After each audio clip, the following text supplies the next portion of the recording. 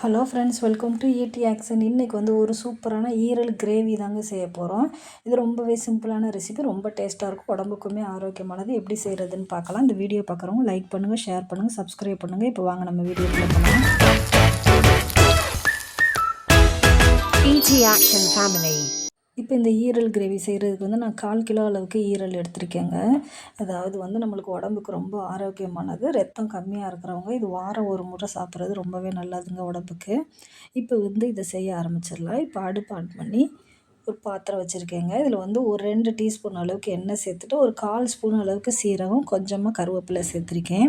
சேர்த்துட்டு இப்போ இது கூடவே வெங்காயம் வந்து ஒரு 3 வெங்காயம் எடுத்து, பெரிய வெங்காயம் தாங்க எடுத்திருக்கேன், பொடிசாக கட் பண்ணி இது கூட சேர்த்துக்கிட்டு கொஞ்சம் வதக்கிக்கிறலாம். இப்போ நீங்கள் சின்ன வெங்காயம் சேர்க்குறதுனால ஒரு 100 கிராம் அளவுக்கு சேர்க்கலாங்க, நல்லாயிருக்கும்.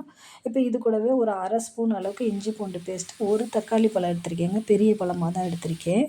இதுவும் சேர்த்து இப்போ இது கூடயே நல்லா வதக்கிடலாம். இப்போ இது வதங்கினதுமே நம்ம வந்து நல்லா வதங்கிருச்சு பாருங்கள். இப்போ வந்து ஈரலையும் சேர்த்துக்கிறலாங்க. ஈரலையும் சேர்த்துட்டு லைட்டாக வதக்கி விட்டுக்கிறலாம்.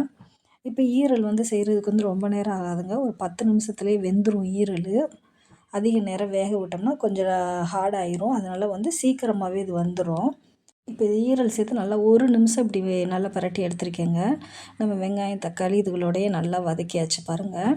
இப்போ வந்து இதுக்கு தேவையான அளவு மிளகாத்தூள் சேர்த்துக்கிறலாங்க. நான் வந்து இப்போ குழம்பு மிளகாத்தூள் தான் எல்லாம் கலந்தது தாங்க சேர்க்குறேன். ஒரு 1½ ஸ்பூன் அளவுக்கு சேர்க்குறேன். டீஸ்பூன் அளவில் 1½ ஸ்பூன் அளவுக்கு தான் சேர்க்குறேன். இது கூடவே வந்து ஒரு 1/4 ஸ்பூன் அளவுக்கு சீரகம், 1/4 ஸ்பூனுக்கும் கம்மியாகவே சோம்புத்தூள் சேர்க்குறேங்க. கொஞ்சமாக மஞ்சத்தூள் சேர்த்துக்கிறலாம். நம்ம மிளகாத்தூளில் வேறு மஞ்சள் போட்டிருக்கனால நான் கம்மியாக தாங்க சேர்த்துருக்கேன். இப்போ இது கூடவே உப்பு வந்து ஒரு 1/4 ஸ்பூன் அளவுக்கு சேர்த்துருக்கேங்க. சேர்த்துட்டு வந்து இப்போ வந்து தண்ணி நம்ம மொத்தத்தில் 1 கிளாஸ் அளவுக்கு ஊற்றினோம்னா போதுங்க. இப்போ லைட்டாக தண்ணி ஊற்றி நான் கிளறிட்டு இப்போ இன்னும் ஒரு 1/2 கிளாஸ் அளவுக்கு தண்ணி ஊற்றி இதை வந்து நம்ம மூடி வச்சிடலாங்க. இப்போ கொதி வரவும் நம்ம சிம்மில் வச்சிட்டோம்னா ஒரு 10 நிமிஷம் தாங்க. 10 நிமிஷத்தில் நல்லா ஈரல் வந்து நல்லா வெந்து வந்துடும். இங்கே பாருங்கள், தண்ணி ஊற்றி எல்லாம் மிக்ஸ் பண்ணிட்டேன். இப்போ வந்து நல்லா கொதி வந்துச்சு. அடுப்பு வந்து சிம்மில் வச்சுருக்கேங்க. சிம்மில் வச்சுட்டு இங்கே பாருங்கள் 10 நிமிஷங்க. 10 நிமிஷம் ஆயிடுச்சு பாருங்கள். இப்போ எண்ணெயெல்லாம் நல்லா திரிஞ்சு வந்துடுச்சு பாருங்கள். அவ்வளோதாங்க, நம்மளுக்கு ஈரல் கிரேவி ரெடி ஆயிடுச்சு. லாஸ்ட்டாக வந்து கொஞ்சமாக கொத்தமல்லி தூவி விட்டுக்கலாம். அதில் இந்த ஈரல் வந்து நல்லா சாதத்தோடு ஊற்றி சாப்பிட்றதுக்கு ரொம்பவே நல்ல டேஸ்ட்டாக இருக்கும், உடம்புக்குமே நல்ல ஆரோக்கியம். குழந்தைகளுக்கெல்லாம் இந்த மாதிரி நம்ம இந்த கூட்டு போட்டே சாதம் ஊட்டி விட்டுறலாங்க. இது இட்லி தோசைக்குமே ரொம்ப நல்லாயிருக்கும். ரொம்பவே சிம்பிளான ரெசிபி தான். வாரம் ஒரு முறை இந்த மாதிரி ஈரல் செஞ்சு சாப்பிட்றது ரொம்பவே உடம்புக்கு ஆரோக்கியமானதுங்க.